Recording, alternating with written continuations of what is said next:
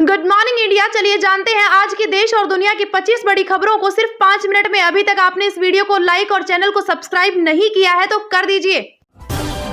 खुद से ज्यादा तेजस्वी और तपस्वी को बनाई दोस्त, परीक्षा पर चर्चा 2024 के कार्यक्रम में छात्रों से बोले प्रधानमंत्री नरेंद्र मोदी। दिल्ली के प्रगति मैदान स्थित भारत मंडपम में पीएम मोदी ने छात्रों से 2024 की परीक्षा पर की चर्चा। इस दौरान पीएम ने छात्रों को एग्जाम में सफल होने और टेंशन दूर करने का दिया मंत्र। इसी बीच पीएम मोदी ने कोरोना काल का जिक्र करते हुए बताया कि कैसे बहादुरी से मुश्किल समय का सामना करना चाहिए। दिल्ली के विजय चौक पर हुआ बीटिंग रिट्रीट समारोह है। इस समारोह में राष्ट्रपति द्रौपदी मुर्मू, उपराष्ट्रपति जगदीप धनखड़ और प्रधानमंत्री नरेंद्र मोदी भी रहे मौजूद। पर्यटन के साथ मनोरंजन का केंद्र भी बनेगा उत्तर प्रदेश। सीएम योगी के ड्रीम प्रोजेक्ट से बदलेगी तस्वीर। योगी आदित्यनाथ ने उत्तर प्रदेश की अर्थव्यवस्था को $1 ट्रिलियन की अर्थव्यवस्था बनाने का लिया संकल्प। कांग्रेस अध्यक्ष मल्लिकार्जुन खड़गे ने अपनी रैली में रूस के राष्ट्रपति व्लादिमीर पुतिन का किया जिक्र। कहा, इस चुनाव के बाद रूस के राष्ट्रपति जैसे चुने जाते हैं वैसा चुनाव होगा। सुप्रीम कोर्ट के चीफ जस्टिस डीवाई चंद्रचूड़ ने कोर्ट रूप में गलत व्यवहार करने पर एक वकील की जमकर ली क्लास। सीजीआई ने कहा, ये कोई रेलवे प्लेटफॉर्म नहीं कि आप आए और किसी भी ट्रेन में चढ़ जाएं। पहले किसी सीनियर से सीखे कि कोर्ट रूप में किस तरह से व्यवहार किया जाता है। कांग्रेस अध्यक्ष मल्लिकार्जुन खड़गे ने भुवनेश्वर में कहा कि राष्ट्रीय स्वयंसेवक संघ और भाजपा जहर की तरह है, इनसे हमेशा दूर रहे। खड़गे पार्टी कार्यकर्ताओं को संबोधित कर रहे थे। खड़गे ने कहा, 2024 लोकसभा चुनाव लोकतंत्र को बचाने का आखिरी मौका होगा। अगर इस चुनाव में भाजपा जीती तो प्रधानमंत्री नरेंद्र मोदी इस देश में दोबारा चुनाव नहीं होने देंगे। वे एक तानाशाह की तरह इस पर लगाएंगे रोक।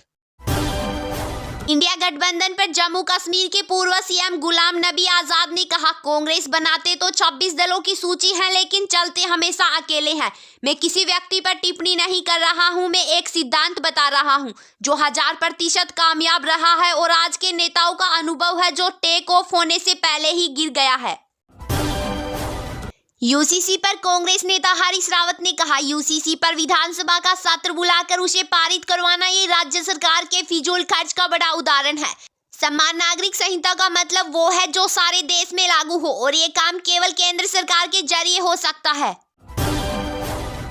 कांग्रेस महिला कार्यकर्ताओं ने महंगाई और अन्य मुद्दों पर तिरुवनंतपुरम में केरल सरकार के खिलाफ किया विरोध प्रदर्शन।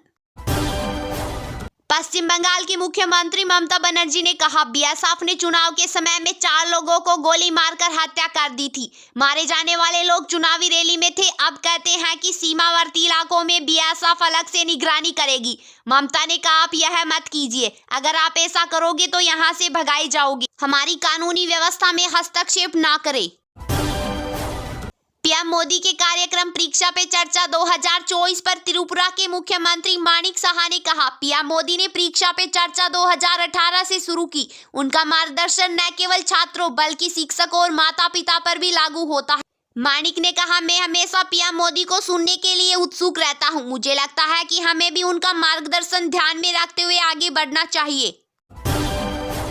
कांग्रेस महासचिव जयराम रमेश ने कहा, पीएम ने 2011 की जातीय जनगणना जो मनमोहन सिंह की सरकार में की गई थी, उनके नतीजे प्रकाशित नहीं किए गए हैं। सभी पार्टियों ने संसद में प्रधानमंत्री मोदी से मांग की कि जातीय जनगणना करवाएं। उन्होंने चुप्पी नहीं तोड़ी और आज उनकी एनडीए में वही व्यक्ति शामिल हुए हैं जिन्होंने बिहार में जातीय जनगणना कर। दिल्ली के सीएम केजरीवाल ने कहा, दिल्ली सरकार ने नई सौर ऊर्जा नीति 2024 जारी की है। अब तक 2016 की नीति लागू थी, वह देश की सबसे प्रगतिशील नीति थी। दिल्ली में 200 यूनिट तक बिजली मुफ्त, 400 तक आधी यूनिट और उससे ऊपर का पूरा बिल वसूला जाता है।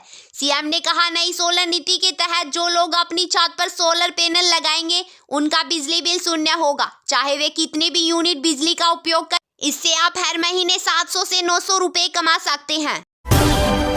केंद्रीय मंत्री नित्यानंद राय ने कहा, बिहार नई ऊर्जा और नए संकल्प के साथ आगे बढ़ेगा। नीतीश कुमार का जब प्रस्ताव आया तो भाजपा ने उसे स्वीकार कर लिया। नित्यानंद ने कहा, डबल इंजन की सरकार है तो लोगों का कल्याणकारी और विकास का काम भी बहुत रफ्तार से होगा। स्थायी समिति के गठन की मांग को लेकर भाजपा पार्षदों ने दिल्ली नगर निगम सदन के अंदर किया विरोध प्रदर्शन, स्थगित की गई सदन की कार्यवाही। भुवनेश्वर में राज्य के इंडिया गठबंधन प्रतिनिधियों के साथ हुई बैठक पर कांग्रेस के राष्ट्रीय अध्यक्ष मल्लिकार्जुन खड़गे ने कहा, सभी मिलकर लड़ेंगे, बाकी विस्तृत चर्चा नहीं हुई है और सभी ने आश्वासन दिया है कि वे मजबूती से लड़ेंगे। सीएम नीतीश कुमार के एनडीए में शामिल होने पर केंद्रीय मंत्री अनुराग ठाकुर ने कहा, जब से नीतीश कुमार ने लालू यादव की पार्टी के साथ हाथ मिलाया तब से बिहार में जंगल राज और हत्या की घटना रोज होने लगी थी और अब एक बार फिर से नीतीश कुमार ने वापसी की है तो हम सुनिश्चित करेंगे कि बिहार में सुशासन हो, विकास हो और लोगों की आकांक्षाओं पर खरा उतरा जाए। मुझे पूर्ण विश्वास है कि इस गठबंधन से जंगल राज से मुक्ति मिलेगी। केंद्रीय गृह मंत्री अमित शाह आज नई दिल्ली में राष्ट्रीय आतंकवाद और डेटा संलयन और विश्लेषण केंद्र का करेंगे उद्घाटन, साथ ही आपराधिक मामला प्रबंधन प्रणाली का भी करेंगे शुभारंभ। केंद्रीय मंत्री शांतनु ठाकुर ने सीसीए को लेकर किया बड़ा दावा, कहा कि पूरे देश में एक हफ्ते में लागू हो जाएगा सीसीए कानून। आपको बता दें, सीसीए कानून संसद में पारित हो चुका है लेकिन केंद्र सरकार अब तक इसे लागू नहीं कर पाई है। गृह मंत्री अमित शाह ने भी कहा था कि सीसीए देश का कानून है और इसे लागू करने से कोई नहीं रोक सकता। मालदीव में प्रेसिडेंट मोहम्मद मोइजू के खिलाफ महाभियोग लगाने की तैयारी, दो विपक्षी पार्टियों का फैसला, 34 सांसदों का प्रस्ताव का समर्थन, लेकिन मोइजू को हटाना मुश्किल। सोमालिया के तट पर तैनात भारतीय नौसेना के युद्धपोत आईएनएस सुमित्रा ने एक ईरानी जहाज को समुद्री डाकुओं से बचाया। नौसेना ने बताया कि जहाज पर सवार क्रू मेंबर सहित सभी 17 लोग सुरक्षित हैं। पिछले 3 महीने में हाईजैक का यह चौथा मामला है। इंग्लैंड के खिलाफ 2 फरवरी से शुरू हो रहे दूसरे टेस्ट मैच से पहले टीम इंडिया को लगे 2 बड़े झटके। Left arm spin allrounder Ravindra Jadeja और बल्लेबाज केएल राहुल चोट लगने के कारण हुए बाहर। चयनकर्ताओं ने सौरभ कुमार, सरफराज खान और वाशिंगटन सुंदर को स्क्वाड में शामिल करने का लिया फैसला। 69वें फिल्म फेयर अवार्ड्स की हुई अनाउंसमेंट, एनिमल में निभाए किरदार के लिए रणवीर कपूर को मिला बेस्ट एक्टर का अवार्ड, जबकि आलिया भट्ट को रॉकी और रानी की प्रेम कहानी के लिए दिया गया बेस्ट एक्ट्रेस का फिल्म फेयर अवार्ड और 12th फेल को मिला बेस्ट फिल्म और बेस्ट स्क्रीन प्ले का अवार्ड।